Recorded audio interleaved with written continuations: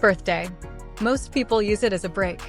They sleep late, go out for food, celebrate with family or friends. But not Caitlin Clark. While social media was filled with birthday wishes, she was locked inside a gym. Not just any gym. The Indiana Pacers training facility. And not with random staff. She was training with Rob Dozier, a real NBA-level trainer. Someone who understands how top-tier pros are built. But here's what no one is focusing on. This is not just hard work. This is about staying alive at the top. Because what Caitlin Clark is doing right now, how she is training, who she is training with, it reveals something the WNBA does not want highlighted. The league is not structured to develop players at her level. And she knows that. Let me explain what is actually going on. Because when you connect everything, this is not just a birthday workout. This is a message. It is Caitlin Clark saying, if the WNBA cannot prepare me for what is coming, I will find another way. And the fact she has to do that tells you exactly where the league really stands.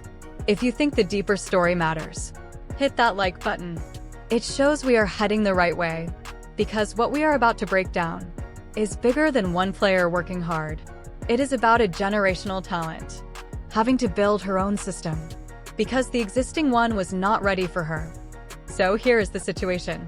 Caitlin Clark just brought in Rob Dozier. And before you say, okay, she hired a new trainer, so what? You need to understand who Rob Dozier is. This is not a typical WNBA skills coach.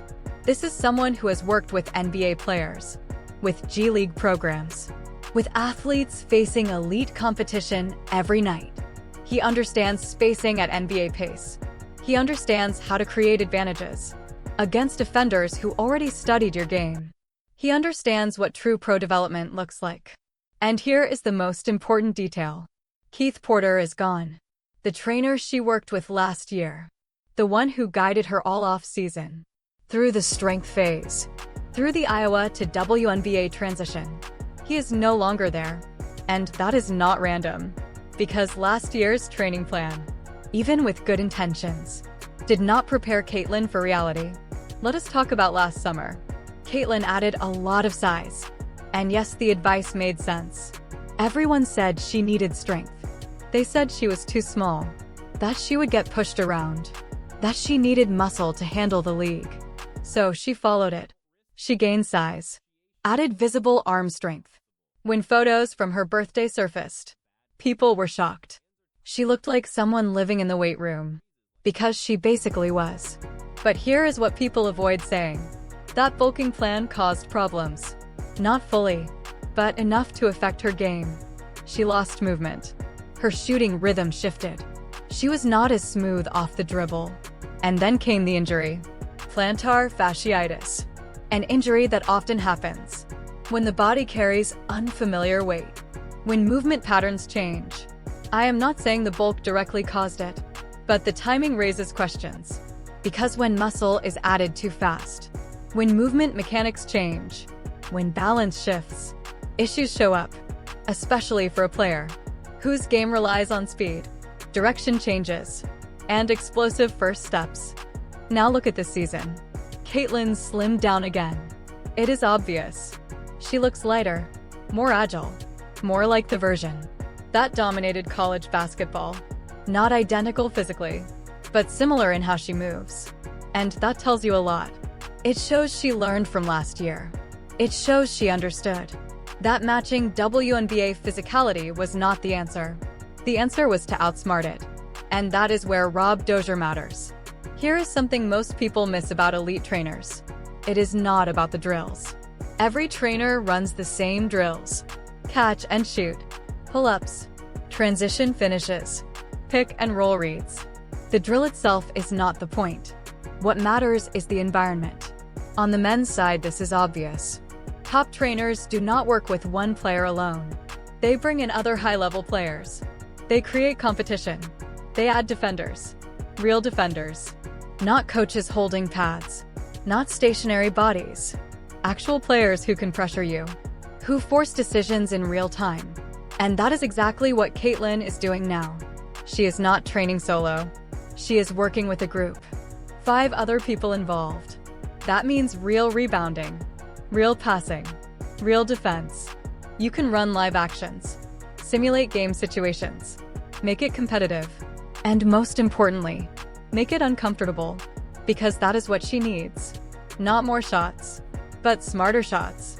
She needs reps finishing right, using her left hand. She needs to create through contact. When the first move fails, she needs counters. For defenders who already know her habits. Here is the truth nobody wanted to hear last year. If you watched her workout clips, she rarely finished with her left. I said this back then, and people got upset. They said it was hate, but it was observation. In public workouts, she took almost no shots going right, and that showed up in games. Defenders forced her that way. They took away her left. They disrupted her rhythm. And solo workouts cannot replicate that. No resistance means no real adjustment. No muscle memory. No comfort under pressure. But now, with Rob Dozier, inside the Pacers facility, with multiple players, she can recreate those moments. She can absorb contact, practice finishes, and build real counters. And this is why it matters. Caitlin Clark is so talented. She can succeed with flaws. Until she cannot. In college, she could rely on her left and still drop huge numbers. But the WNBA is different. Defenders are smarter. They know her spots. They studied her tendencies. You cannot depend on one move. The league adjusted. Not completely, but enough. They forced her right, made finishes harder, bumped her timing. She stayed elite, but became less unstoppable. And Caitlin knows this. That is why she changed everything. That is why she hired an NBA trainer. That is why she trains in an NBA space. Because the WNBA development system was not built for someone like her. Look at how other leagues operate. You have dedicated skill coaches, player development staff, analytics teams, sports science departments, nutrition, mental performance. It is a full system. But most WNBA teams do not have that. Not at the level star players need. Caitlin learned that the hard way. So she stopped waiting. She built her own path. She hired NBA-level support, used NBA facilities, created her own environment. And honestly, the league learned something too. When Caitlin got injured, the league felt it. Ratings dipped. Momentum slowed. Physical play went unchecked. Officiating failed her. There had to be private conversations. Executives, league officials, media partners, saying this cannot continue because injured stars hurt the product. And this year it looks different. Better protection, more consistent calls, less unchecked physicality, because the league realized star power must be protected. But Caitlin is not waiting anymore. She already moved ahead. She trains like someone who knows the system will not fully support her. And that is what makes this interesting. She is not just trying to dominate the WNBA. She is developing beyond it. If you see what we see, leave a comment. Tell us what her next step should be, because her approach this off-season shows she wants more. And that should scare everyone else. Now think about next season. If Caitlin returns lighter, faster, with better right side counters, stronger left-hand finishing, NBA-level decision-making, the league has a problem. Even last year, with injuries, with physical defense, with limitations, she still put up elite numbers, still changed games, still lifted Indiana into contention. Imagine her at full capacity. And here is what many overlook. Her game is built on skill and IQ, not raw athleticism. That means growth never stops. She does not need to jump higher. She needs smarter reads, more efficiency, a deeper bag. That is exactly what this setup provides. Working with Rob Dozier is not about more work. It is about better work. Game simulation, real resistance, pre-built solutions. NBA players do this. That is how they stay elite. Zoom out.